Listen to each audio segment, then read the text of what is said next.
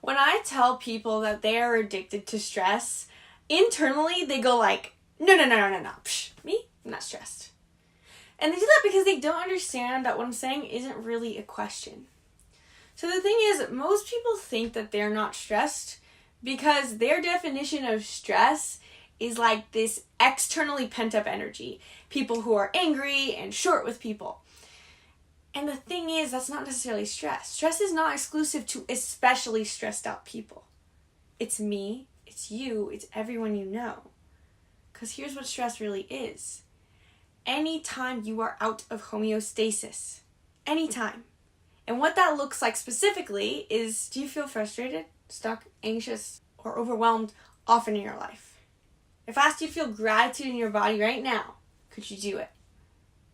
Are you breathing shallow? Does your chest rise and fall, or does it not? And if you said yes to any one of those things, you're out of homeostasis.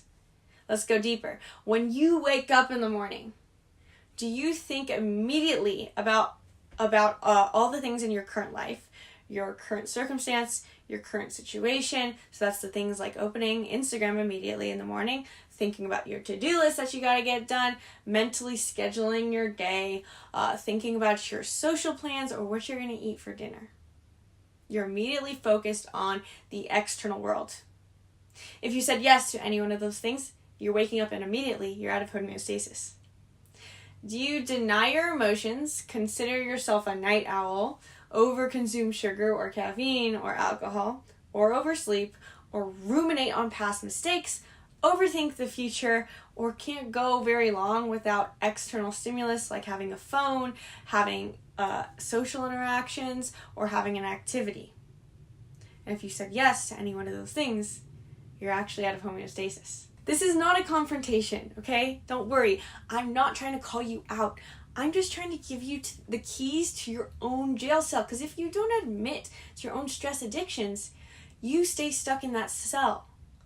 So I'm coming on here today to tell you guys that we teach you how to break these stress addictions. You are capable of changing these stress addictions. You're not stuck with them for the rest of your life.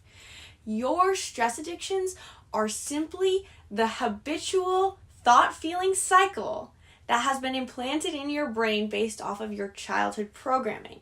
So this isn't just a total coincidence of the type of stress addiction that you're drawn to. It has to do with your unique personality and how your unique personality reacted to the childhood you had between 0 to 14. This reaction created a core wound. Now, this core wound is the thing that your brain is drawn back to anytime you are in stress. This is why sometimes if you're feeling frustrated having a conversation with someone, if you're stressed out at work, it seems to trigger all of this other emotion that seems unnecessary, and it's because it's triggering a past emotional wound, a past feeling of stress and suffering. Now the thing is, this neural pathway has become wired together so that anytime you have any feeling related to stress, your body immediately and unconsciously triggers that neural pathway to fire from that childhood wound, from that core wound, that childhood programming. I know this is a big concept, but here's the thing. You have the power, you have the capacity to actually change this. You're not stuck with that neural pathway firing forever. You have a prefrontal cortex. You have metacognition.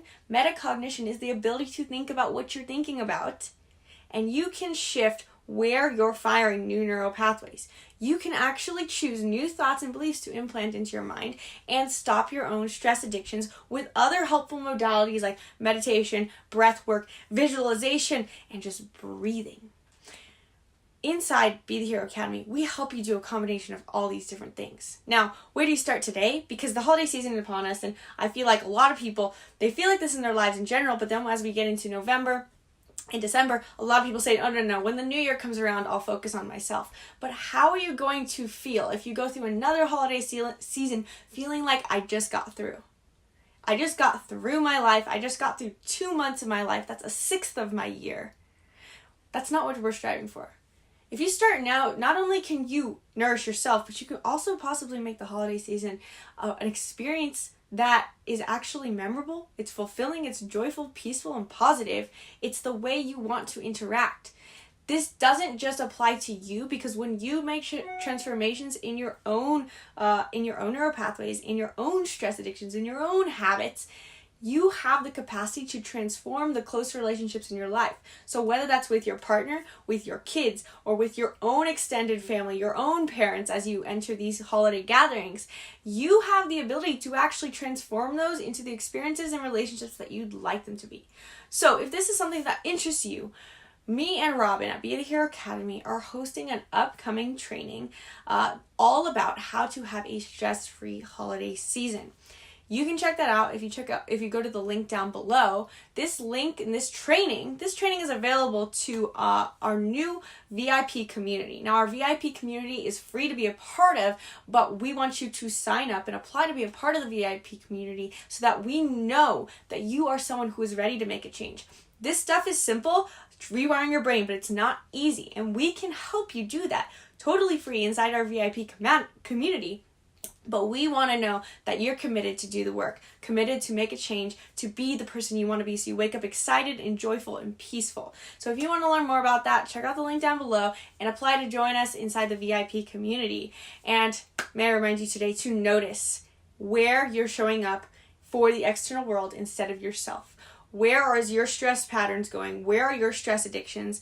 And can you notice them and pause them for a moment to simply notice?